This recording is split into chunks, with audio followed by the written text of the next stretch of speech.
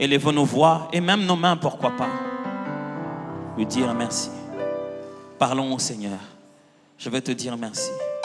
Merci pour ce moment bénéfique, oh Dieu. Merci de tout cœur. Merci pour ton amour éternel, oh Dieu.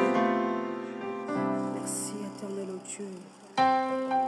Matoye oki kombo na Yesu epesi motindo na motema ebomba sekele motima moko monoko zirele dekakela zala nzambe nanga.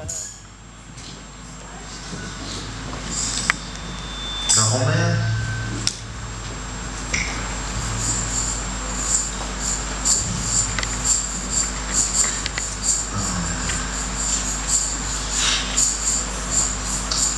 en fait, nous allons aller d'abord dans le psaume, je pense. Le psaume va nous éclaircir dans cette démarche que je vais faire. Aidez-moi avec le micro, s'il vous plaît.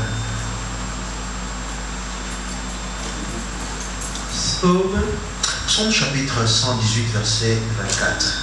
Psaume 118, verset 24. Je lis au nom de Jésus-Christ. Amen. C'est ici la journée que l'Éternel a faite, qu'elle soit pour nous un sujet d'allégresse et de joie.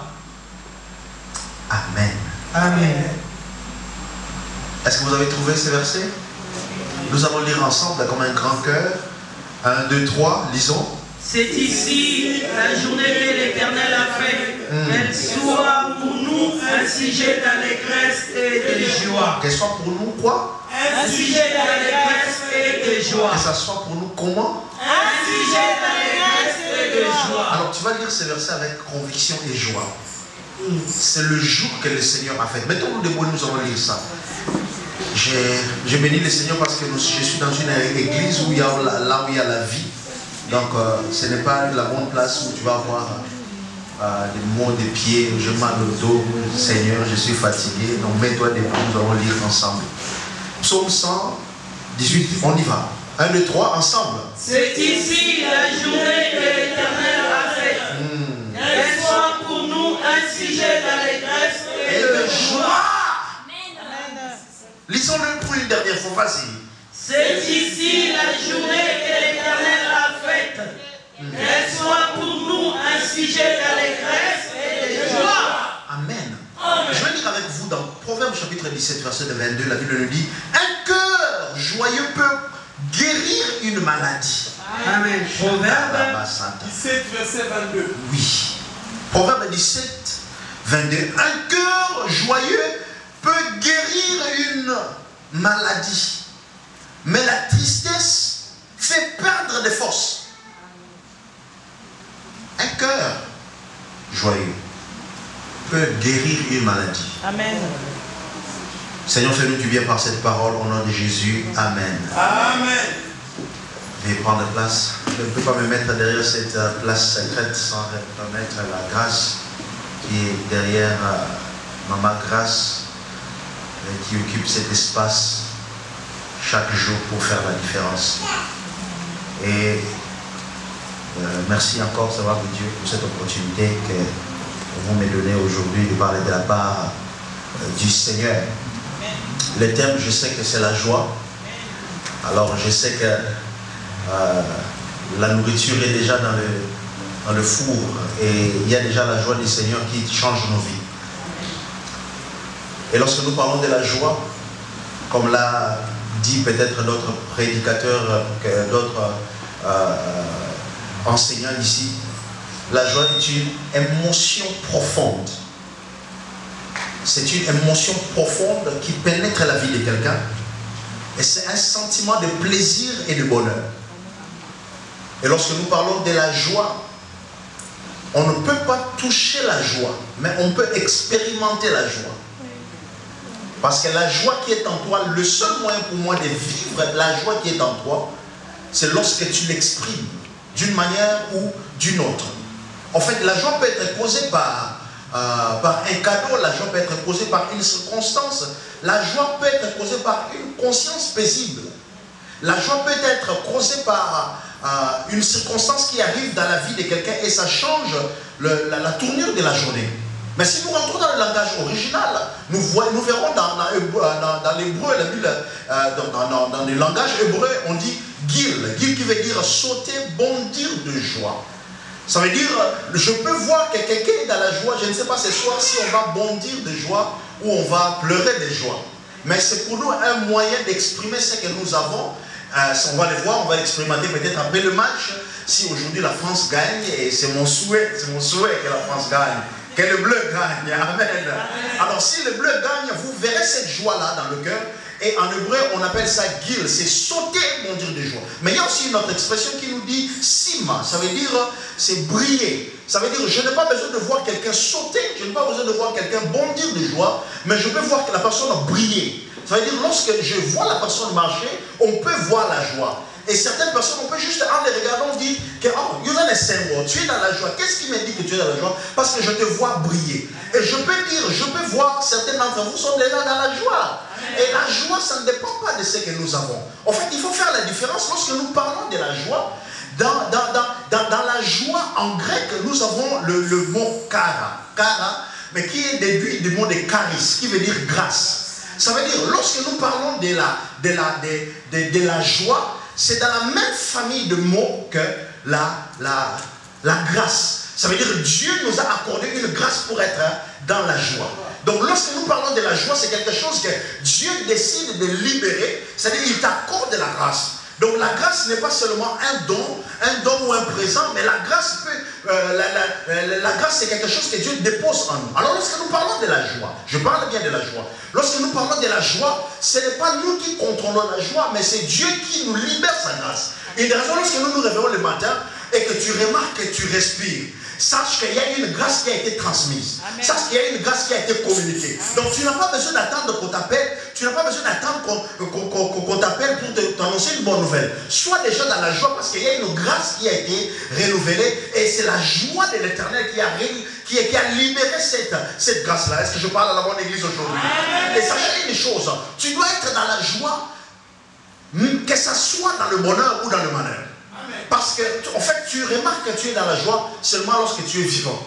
Tu ne peux pas vivre, tu ne peux pas remarquer que tu es dans la joie si tu es mort. Alors, si tu vis, une raison, la Bible nous dit que tout ce qui vit loue l'Éternel. Que tout ce qui vit. C'est-à-dire que c'est quelque chose d'obligatoire. C'est un commandement, c'est une obligation que si tu vis, tu dois louer l'Éternel parce que Dieu ne libère pas sa grâce pour que tu dises Seigneur, moi-même, je sais ce que je vais faire avec. Non. Lorsque Dieu libère sa grâce, je dis que la grâce est reliée avec la joie. C'est que Dieu avait une joie dans son cœur et Dieu libère la joie pour que toi tu sois dans la joie. Sache une chose, lorsque Dieu libère sa joie, lorsque Dieu libère sa grâce, c'est que Dieu était dans la joie. Ah, Jésus. Laisse-moi te dire que Dieu a libéré ce matin.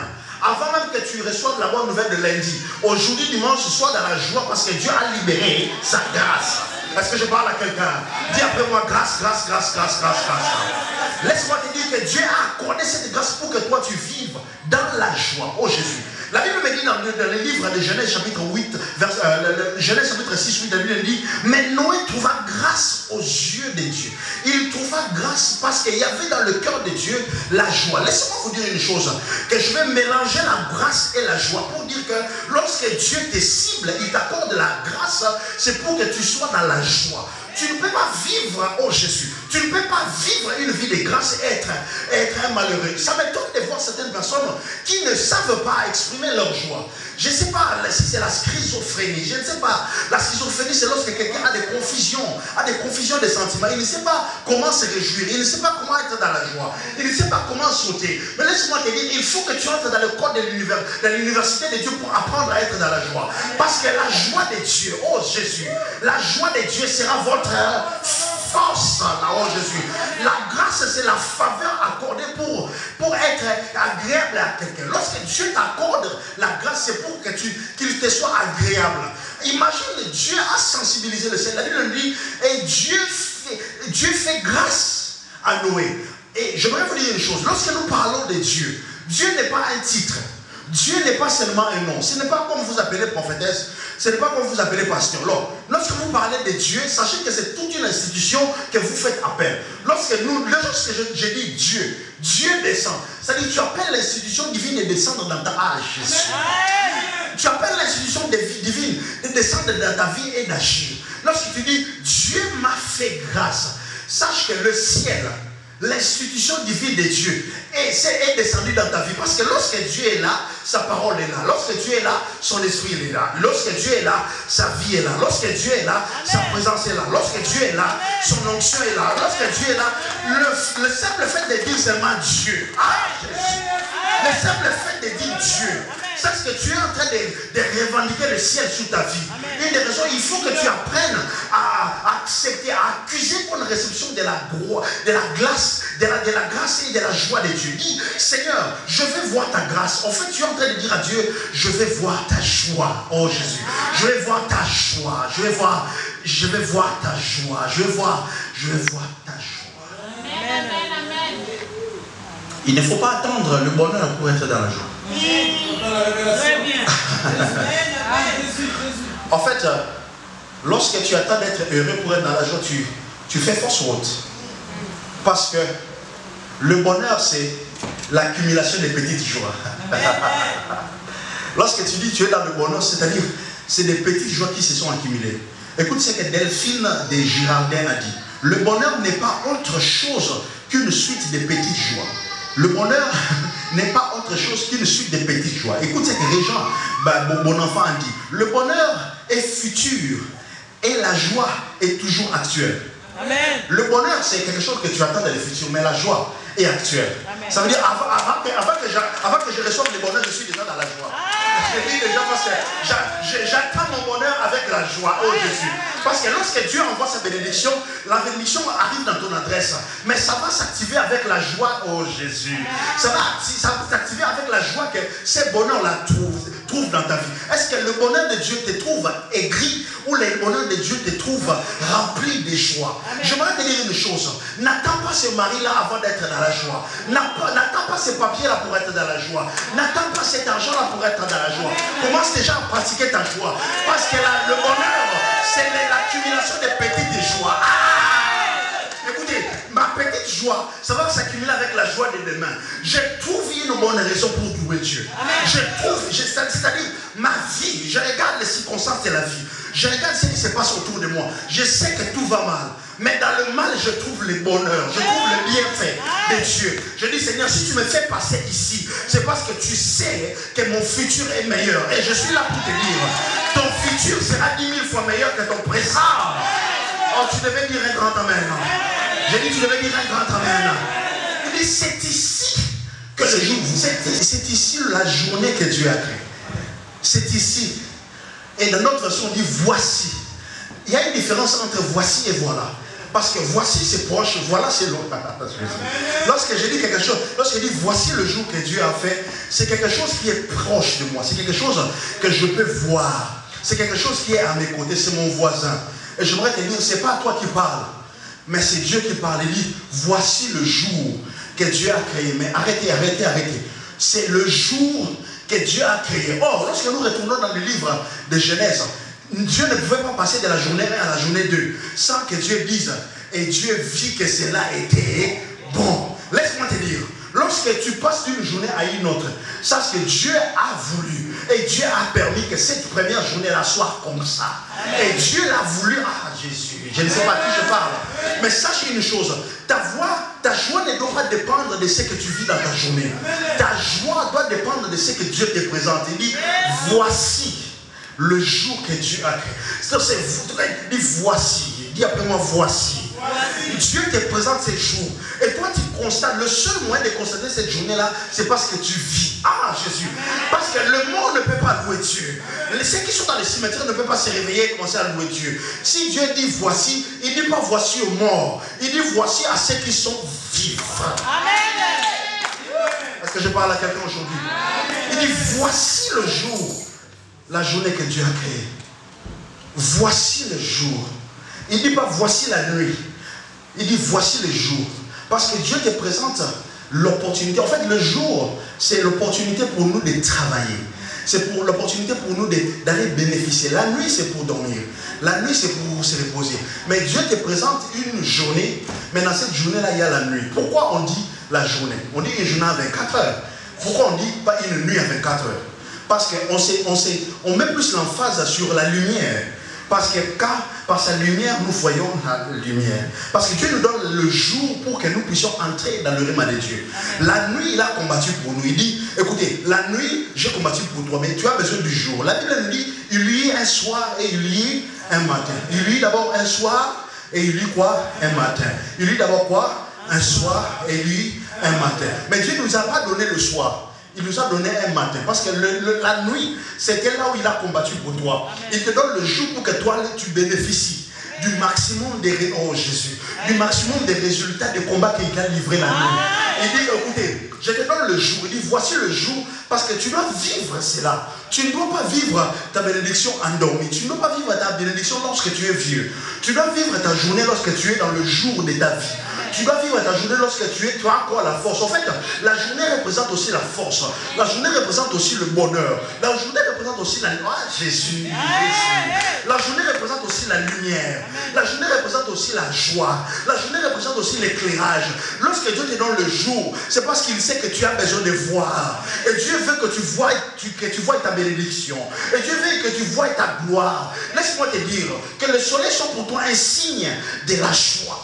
Là, sache une chose, même si tu ne les vis pas maintenant, tu les vivras tôt ou tard. Même si tu ne les touches pas maintenant, tu les toucheras tôt ou tard. Il dit, le jour que le Seigneur a fait est parfait. Parce que Dieu ne peut pas te donner une journée si Dieu n'avait pas vu que cette journée était bonne. Et Dieu vit que cela était bon. Et il passe à une seconde journée. Et Dieu vit. Vous allez lire ça dans Genèse, vous verrez que et Dieu vit. Lorsque Dieu dit que la chose est bonne, je te dis, même si ce n'est pas bon devant toi, sache qu'il y a dit, c'est bon. Donc, oh, je déclare la vie dans ta vie. Je déclare une journée qui va être donnée pour toi. J'aimerais te dire une chose. Il y a un jour que Dieu va créer. Ces journées-là vont te faire oublier les années qu'on devrait les sauterelles. Je prie et je prophétise aujourd'hui qu'il y a une journée qui va t'atteindre. Je dis c'est cette semaine même. Cette journée-là, on ne va que t'annoncer de bonnes nouvelles. Si c'est un texto, tu vas recevoir un texto de bonheur. Si c'est un appel, tu vas recevoir un appel de bonheur. Si c'est un message par Facebook, ça va être un message de bonnes nouvelles. Je le déclare au nom de Jésus. Oh, donne-moi le plus grand amen de la salle. Donne-moi le plus grand amen de la salle. Lorsque Dieu vit que cela était bon, sache qu'il y a la perfection. Parce que la manière de voir de Dieu, Dieu voit toujours avec perfection. Et lorsque Dieu traite une journée, il traite une journée avec précision. Dieu ne peut pas te donner une journée avec des erreurs, avec des fautes. Il dit, voici le jour. Mais toi, ce que tu dois faire, c'est d'être seulement dans la joie. D'être dans la joie. Qu'elle soit pour nous une journée de joie. Mais écoutez, il dit qu'il soit pour nous une journée de joie. Dans notre version, on dit qu'il soit pour nous une journée de chansons et de danses. Une journée de chansons et de danses. Donc si tu ne peux pas chanter, danse. Si tu ne sais pas danser, chante. Donc trouve une raison dans ta journée où tu vas chanter, où toi tu vas déclarer. Il dit qu'elle soit pour nous. C'est une décision en fait. C'est une décision que tu dois prendre dans tes journées. Tu dis, cette journée, ça va être une journée de chansons. Vous savez, si on pose la question, combien de décisions on prend par jour? Si on pose la question, vous allez peut-être me donner des réponses à peu près. Mais sachez qu'on prend un homme par jour, il prend à peu près 35 000 décisions. Plus de 35 000 décisions. Parce qu'il y a des décisions qui sont au niveau de subconscience. Je vais te donner un exemple. Avant de mettre cet habit-là que tu as mis, tu as pris une décision. Avant d'ouvrir la porte, tu as pris une décision. Avant de mettre les babouches, tu as pris une décision. Avant de boire l'eau, tu as pris une décision. Avant de boire le jus, avant de prendre le café ou le thé, tu as pris la décision. Avant de venir à l'église, tu as pris une décision. Avant de t'élever, tu as pris une décision. Mais ce sont pas des décisions que toi tu appelles officiellement décision.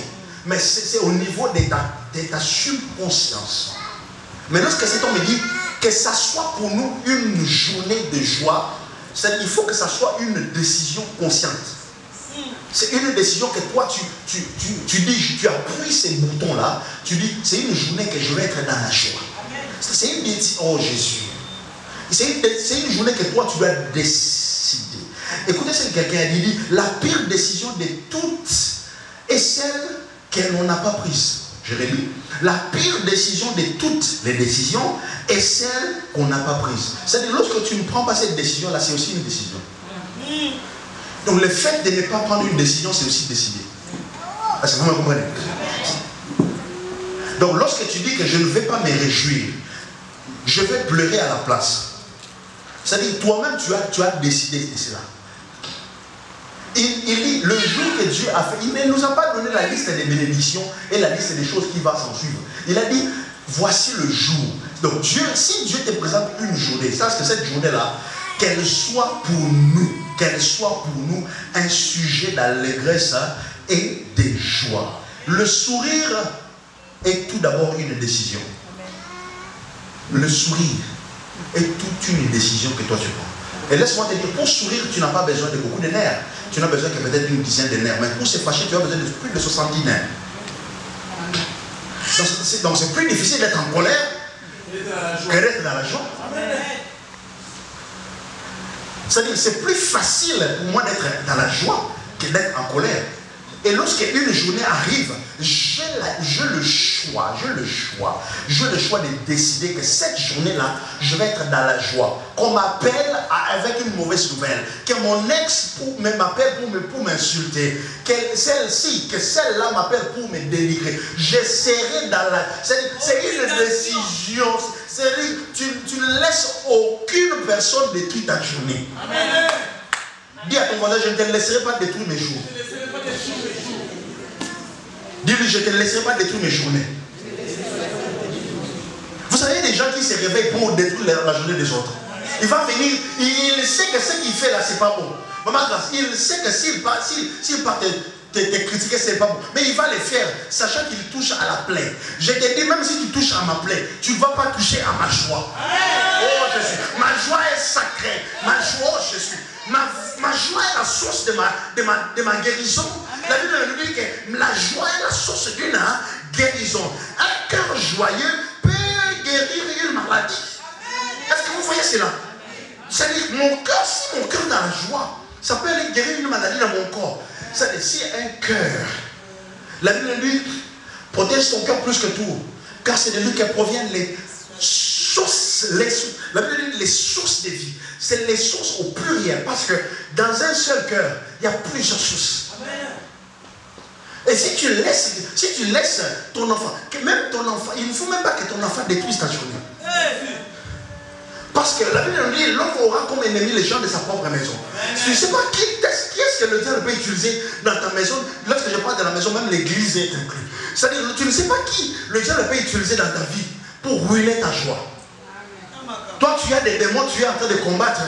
Et tu as encore quelqu'un qui est autour de toi qui ne veut pas que tu sois dans la joie. Oh, je vais protéger ma joie. Je dis ma joie là, je vais la mettre dans un coffre-fort. Je dis ma joie là, je vais la protéger.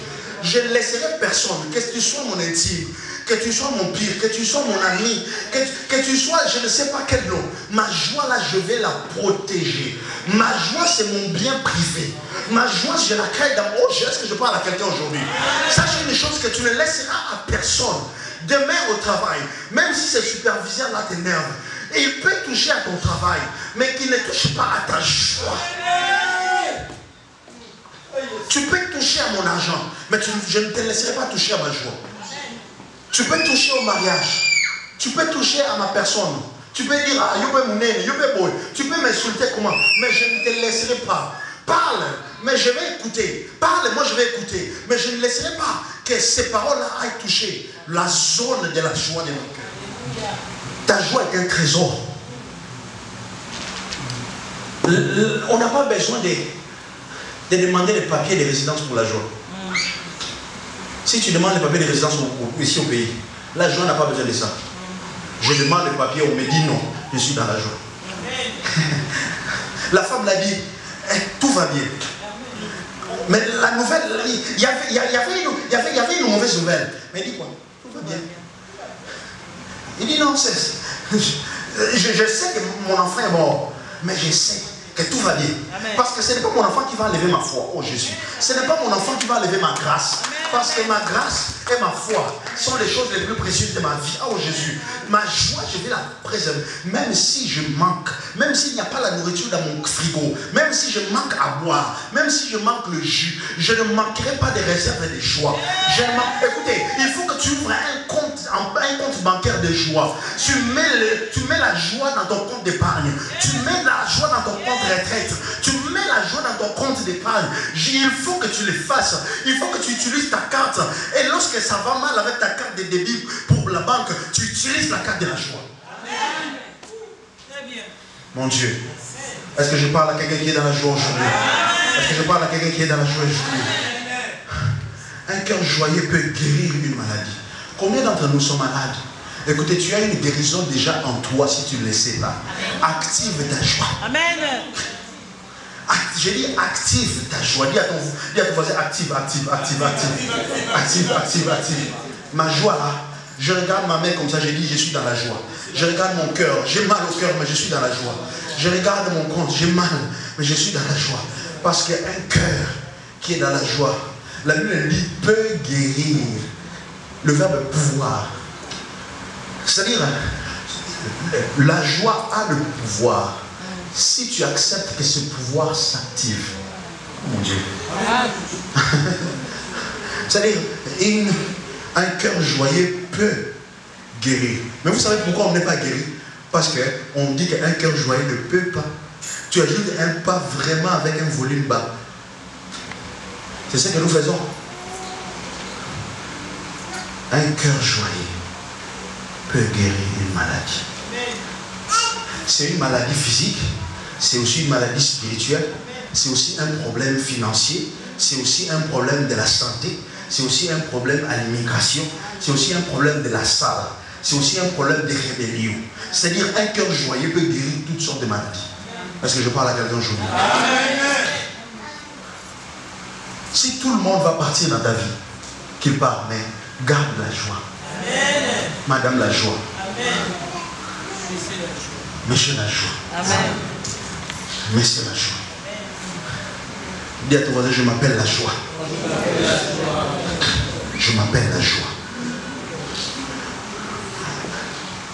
La tristesse peut faire perdre la force. Et nous, on est entouré de ces genres de personnes. Vous savez, on est entouré de gens qui nous prennent beaucoup d'énergie. Ils nous prennent beaucoup d'énergie. Je disais à un ami un jour, j'ai dit, s'il y a une chose que je ne fais plus, c'est de gaspiller mon énergie sur quelqu'un qui ne le mérite pas. Parce que moi-même, je n'ai pas beaucoup d'énergie. J'ai mes propres combats. J'ai mes propres problèmes. Alors, lorsque tu t'entoures des gens qui sont, en d'autres termes, des pessimistes, ils sont là que pour voir les choses négatives. Et toi, tu as du plaisir d'asseoir avec eux et de parler même. La Bible nous dit, la tristesse fait perdre la force. C'est-à-dire l'état de quelqu'un qui a des chagrins. À chaque fois que toi tu amènes la joie, lui il amène la tristesse. C'est les gens de personnes qui ne savent pas se réjouir. Laisse-moi te dire une chose. Apprends à apprécier les petites solutions dans ta vie. Apprends à adorer Dieu avec les petites choses que Dieu fait dans ta vie. N'attends pas que Dieu te donne la victoire dans un combat. Bénis Dieu pour les petites batailles. Commence à louer Dieu là. Parce que lorsqu'on développe la tristesse affecte notre attitude. Quelqu'un qui est triste peut vous amener peut tirer l'énergie de votre joie. Il y a des gens, lorsque tu les vois, tu viens avec joie, et tu les rencontres, c'est comme si il t'a transmis quelque chose de mauvais. Il y a des gens virus, il y a des femmes virus, il y a des hommes virus. Donc dès que à chaque fois que vous parlez avec lui, c'est comme si chaque fois, après que vous vous séparez, on dirait que tu n'es pas toujours dans la joie. Il y a des églises comme ça. Lorsque tu pars là, tu sors toujours triste. Il y a des maisons comme ça. Il y a des amis comme ça. Laisse-moi te dire, la personne qui suce ta joie, tu dois l'enlever de ta vie. Je ne dis pas que soit ton ennemi. Il y a des gens qu'il faut aimer mais à distance. Alléluia. Frère bien aimé. Et Dieu te bénisse, on va se voir le dimanche à l'église, de loin. Musique. Ben c'est le moment où il y a la musique. La joie à distance. Ah! Frère Ambroso. Frère Angle mort. De loin, maman, de loin. Parce que tu sais que s'il avance, il y a des gens, si tu ne l'approches même pas, tu sais qu'elle est la première conversation. Même si toi tu donnes de bonnes idées, tu dis qu'il y a un emploi là-bas, il y a un emploi là. Puis il dit, ah, les Français là sont des racistes. Laisse-moi te dire, la France est un bon pays. Amen. Je l'ai dit du haut de la chair. Si la France n'était pas un bon pays, il n'allait pas prendre beaucoup de noirs comme ça dans l'équipe nationale. Parce qu'il y a assez de Français qui pouvaient occuper ce poste-là. Ce pays est un bon pays. Crée un moyen d'être dans la joie. Si tu ne veux pas la France, rentre au Congo. Si tu ne veux pas la France, retourne, je ne sais pas, en Angola ou à Brazzaville. Mais là où Dieu t'a mis, c'est là où Dieu dit que tu seras dans la joie. Il dit, là où foule la plante de le pied, je te les donne. Toi, Dieu te donne une place, toi tu es tristesse. Tu es dans la tristesse. Tu dis, oh non, ça c'est pas ma place. Laisse-moi te dire une chose. Ce pays est à toi. Tu es appelé à manger les fruits de ce pays. Je le déclare prophétiquement au nom de Jésus. Oh, donne-moi le plus grand amen de la salle. Je prie, je déclare aujourd'hui même que la joie de l'Éternel soit à fond.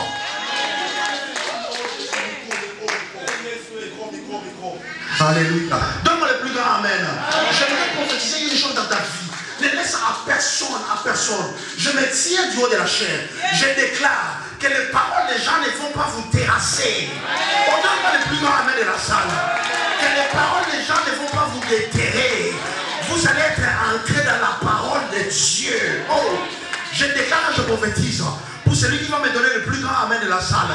Que Dieu vous regarde avec un œil de joie. Je déclare, je prophétise que l'Éternel vous regarde avec joie comme son enfant. Donne-moi le plus grand amen de la salle. Que Dieu vous regarde et que Dieu injecte la joie dans vos sangs. Et que Dieu injecte la joie dans vos veines. Et que joie, oh Jésus, et que Dieu injecte la joie. Que même la conjoncture ne va pas terrasser. Donne-moi le plus grand amen que j'avance. J'ai dit la joie de l'Éternel, c'est ma force. Dieu a injecté sa joie en moi. Parce qu'il est dans la joie. Amen. Lève-moi, lève-toi. Jésus. En Amérique, on ne prêche pas beaucoup. Et j'aimerais te dire, le but de ma présence ici aujourd'hui est pour te rappeler qu'un cœur joyeux peut guérir une maladie. Alors, ne vois pas seulement une maladie physique, mais je voudrais que tu regardes même une maladie spirituelle, même un problème que tu as dans ta vie, que toi tu peux considérer comme maladie. Donne-moi 5 minutes, je vais prier avec toi. J'aimerais que tu puisses aller toi-même dans ton cœur, faire un dépôt de joie des 5 prochaines années. Va dans ton cœur. Commence à enlever les choses qui t'attristent chaque jour. Enlève la mauvaise nouvelle là de cet homme-là. Vous vous êtes séparés, ça fait 5 ans, 10 ans. Mais les paroles qui disent, ça a de l'effet dans votre vie jusqu'à aujourd'hui. C'est que la tristesse, c'est la tristesse qui règne dans le cœur. J'aimerais que tu puisses aller dans le plus profond de ton cœur et dire, je déclare la joie dans mon cœur. Commence à prier, oh Jésus. Commence à prier, commence à déclarer. Commence à prier, commence à déclarer, commence à prier, commence à déclarer. Je ne vivrai plus dans la tristesse. Je ne vivrai plus dans la tristesse. Je ne vivrai plus dans... Oh Jésus, j'entends quelqu'un élever sa voix. J'entends quelqu'un élever sa voix à haute voix. J'aimerais une église qui prie, lever sa voix et prier. J'aimerais une église qui prie, lever sa voix. Oh Jésus, la joie de l'Éternel. Seigneur, la joie de l'Éternel. La rabo chande de besada. La rabo chanda kara rabo sada. La rabo chando robo sambre ke achata. Et la rabo chande de kebe sabro kabana chata. La joie, la joie, la joie.